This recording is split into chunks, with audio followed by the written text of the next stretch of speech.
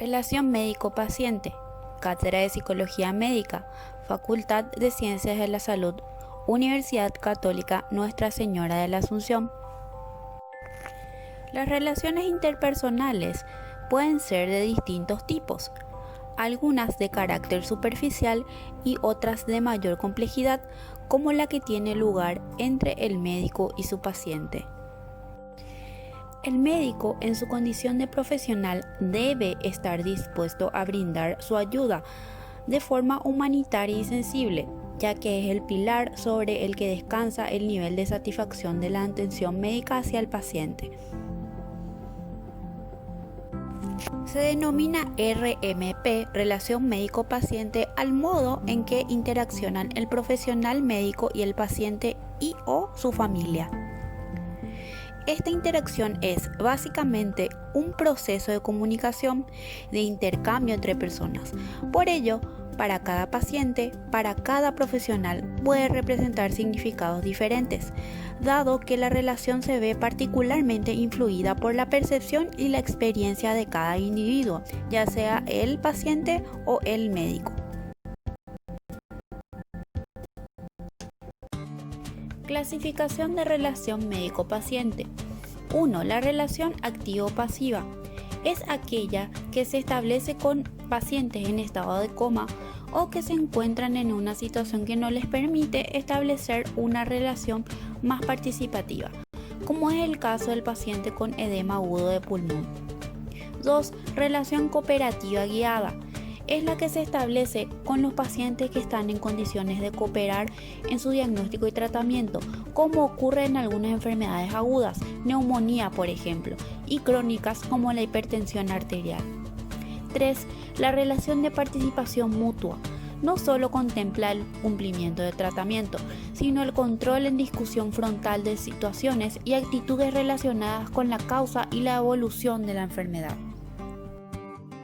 Tipos de relación médico-paciente según el control ejercido por el médico y por el paciente.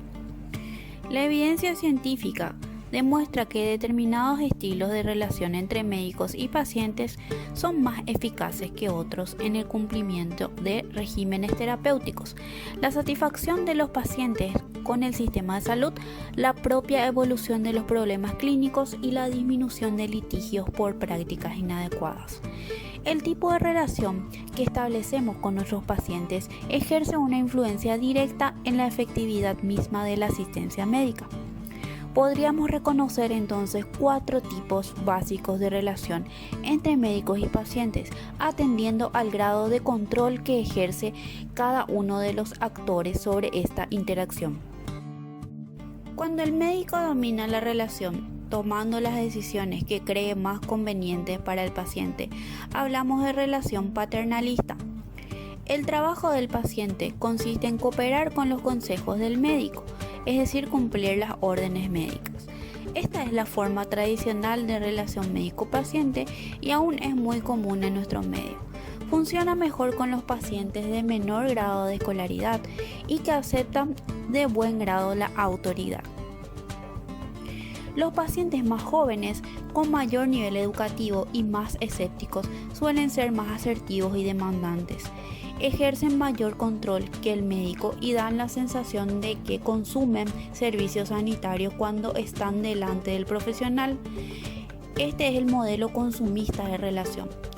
Mientras las peticiones de estos pacientes son consideradas razonables por los médicos, la relación funciona perfectamente, aunque al médico siempre le queda la duda de si el paciente realmente confía en él o tan solo es utilizado.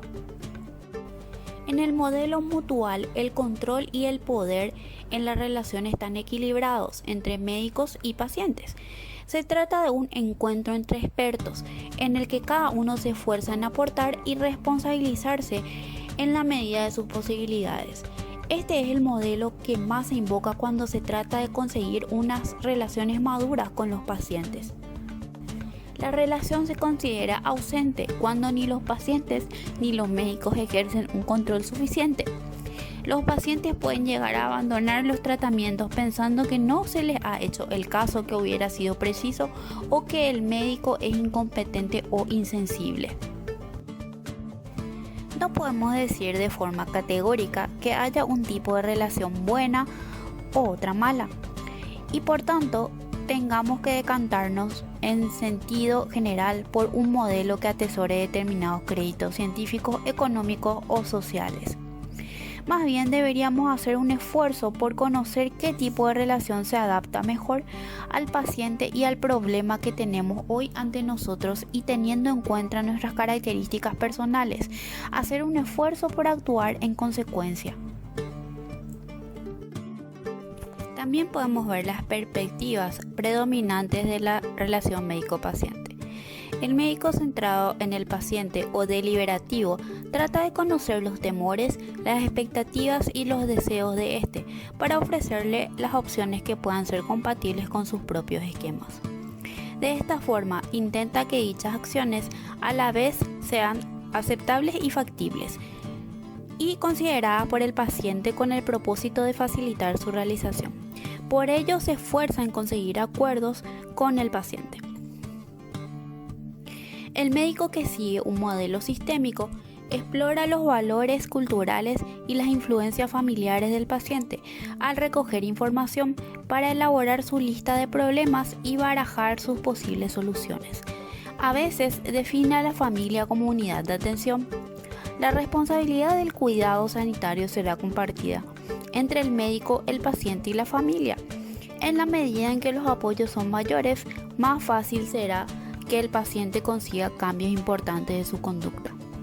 Una visión más amplia de este modelo sería la visión etnográfica, que incluiría indagar sobre los valores culturales que modelan la conducta de búsqueda de atención sanitaria del paciente, su experiencia de enfermedad y las expectativas sobre lo que se espera del sistema sanitario y del médico.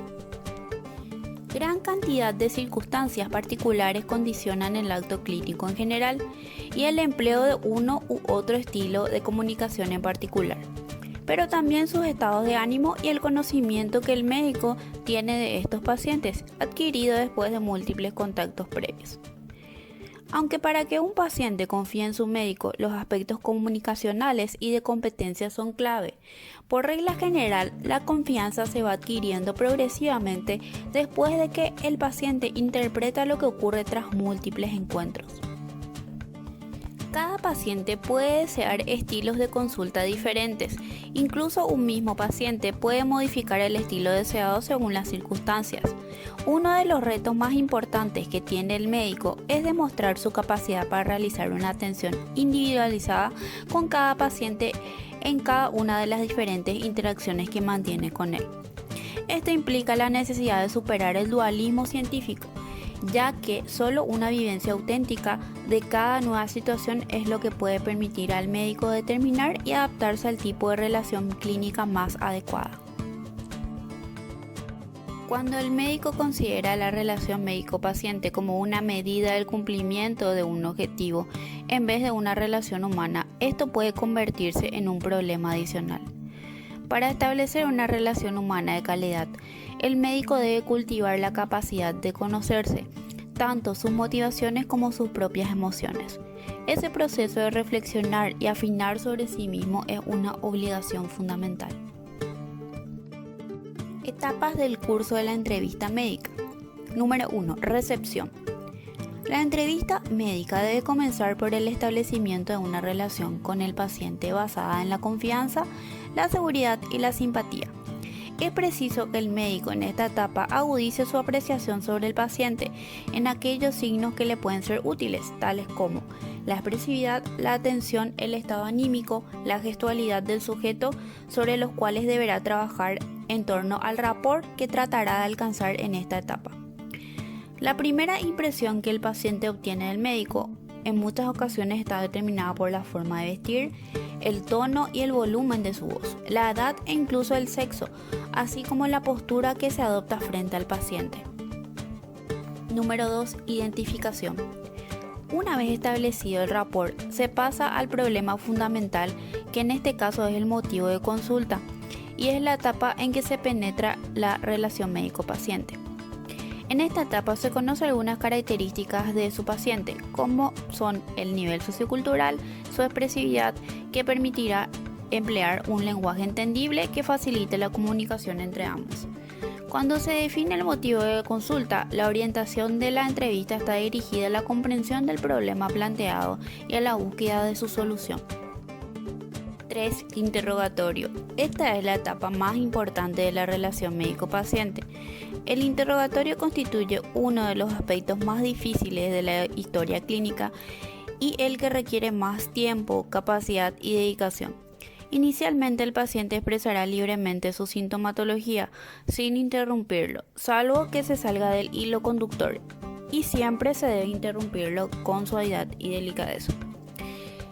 En una segunda parte ya corresponde al médico precisar las características de cada síntoma y ordenarlos cronológicamente. Número 4. Examen físico. Debe tener un orden sistemático.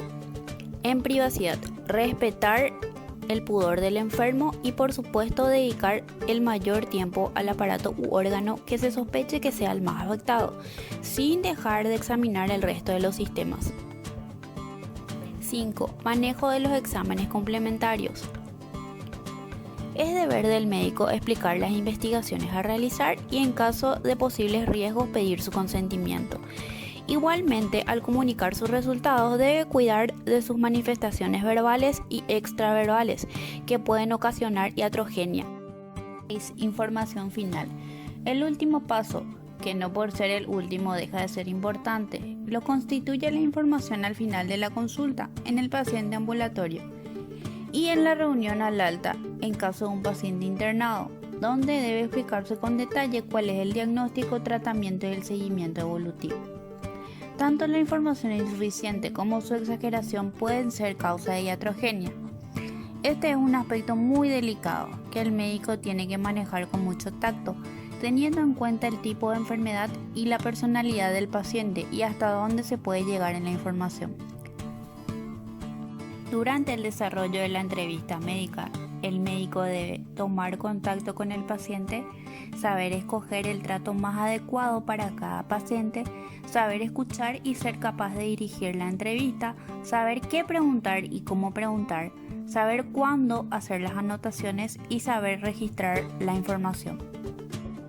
En la dinámica de la relación médico-paciente tenemos dos conceptos importantes: la transferencia, que se refiere a la aparición de emociones y pensamientos del paciente en relación directa al terapeuta, y la contratransferencia, que sería el conjunto de actitudes, sentimientos y pensamientos que experimenta el terapeuta en relación con el paciente. Existen además factores negativos que intervienen en la relación médico-paciente, como por ejemplo el desarrollo tecnológico que ha ocurrido en las últimas décadas, que ha distorsionado un tanto el ejercicio de la medicina con la falsa idea de que los nuevos recursos diagnósticos y terapéuticos pueden sustituir el método clínico. Toda esta situación ha ido cambiando la habilidad de diagnosticar por la realización de procedimientos y técnicas que no siempre son necesarias, creando frustración. También la deshumanización. En la práctica médica se ha observado deficiencias en la aplicación correcta del método clínico, al no dedicar el suficiente tiempo al interrogatorio y el examen físico. Por otra parte, cada vez se dispone de nuevas técnicas para el diagnóstico y existe tendencia a su utilización de forma injustificada. La finalidad de la relación médico-paciente, entonces, es ayudar, conseguir una relación terapéutica y aliviar al paciente. Que los pacientes se sientan atendidos y comprendidos, que tengan la impresión de que entienden lo que les está sucediendo y que su médico a la vez también sabe lo que hace, que decidan seguir los consejos de su médico.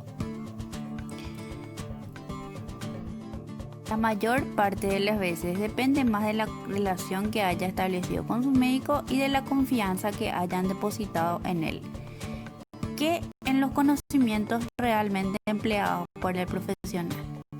Esta ha sido toda la clase, espero que les haya gustado. Nos vemos en una próxima clase.